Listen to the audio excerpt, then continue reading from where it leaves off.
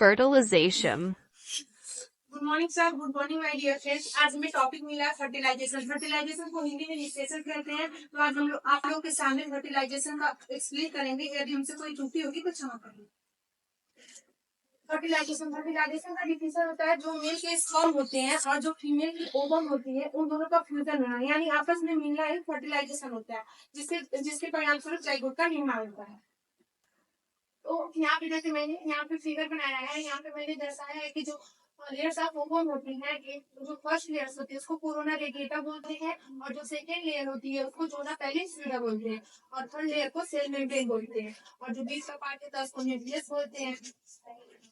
तो जो process of fertilisation होता है, यहाँ पे जैसे मैंने दर्शाया है कि जो स्पर्म होते हैं वो जब आते हैं तो कीमो अट्रैक्शन की प्रोसेस होती है। कीमो अट्रैक्शन में ये होता है कि जो ओवम होता है वो एक केमिकल रिलीज करता है जिसको कीमो अट्रैक्शन बोलते हैं, जिससे स्पर्म अट्रैक्ट होने लगता है ओवम की तरफ। ठीक है, उसके बाद जो ओवम की फर्स्ट लेयर होती है कोरोना रेडिएटा, उसको क्रॉस करता है स्पर्म। जैसे कि मैंने यहाँ पे दर्शाया है कि जो स्पर्म आ रहे हैं तो वो फर्स्ट लेयर ओवम की फर्स्ट लेयर को क्रॉस कर रहे हैं यहाँ पे।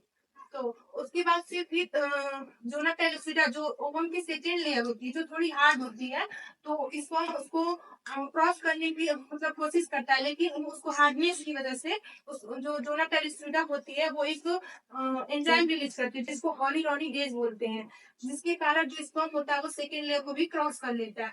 उसके बाद जो स्पर्म होता है उसमें कैल्सिफिकेशन की प्रोसेस होती है, अर्थात जो स्पर्म होता है वो फ्यूजन होने से पहले अपनी जो मतलब पहली लेयर होती है या जो कवर होता है, जैसे कि इसका जो तेल होता है इसको रिमूव कर देती है, जैसे कि मैंने यहाँ पे दर्शाया है।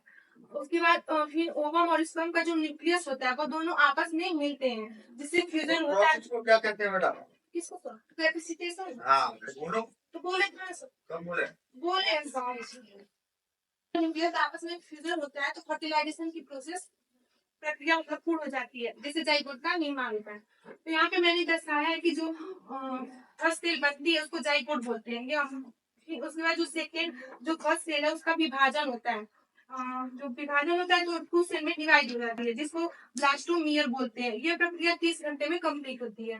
फिर सेकेंड दिन जो सेकेंड सेल होती है वो फोर्थ सेल में डिवाइड हो जाती है जिसको क्लीवेज बोलते हैं। ये प्रक्रिया 40 से 50 घंटे में पूर्ण होती है। उसके बाद थर्ड डे 8 सेल मतलब कलीमा जो फोर्थ सेल होती है वो 8 सेल में डिवाइड हो जाती है। फिर फोर्थ डे जो 8 सेल्स होती हैं वो 16 सेल्स में डिवाइड हो जाती हैं, उसको मोर्यूला बोलते हैं, जो 96 घंटे में इस प्रक्रिया पूर्ण होती है। फिर उसके बाद 5वें दिन ब्लास्टोसाइट का निर्माण होता है। ब्लास्टोसाइट जो मोर्यूला सेल्स होती है वो ब्लास्टोसाइट में कन्वर्ट हो जाती है। ये जब थोड़ा थोड़ा धीरे धीरे चिपचिपा होने लगता है तो जो हमारी ओवम की सेकेंड लेयर जोना पेलिस्यूडा में मतलब चिपकने लगती है।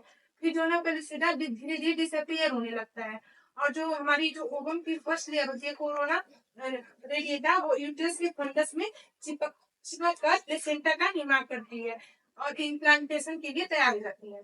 ये जो ब्लास्टोसाइट हम पढ़े थे, ब्लास्टोसाइट जो सेल होती है उसके 2 पार्ट होते हैं, एम्ब्रियोब्लास्ट और ट्रोफोब्लास्ट। तो जो एम्ब्रियोब्लास्ट होता है ये अम्बिलिकल कॉर्ड का निर्माण करता है, और जो ट्रोफोब्लास्ट होता है ये प्लेसेंटा का निर्माण करता है।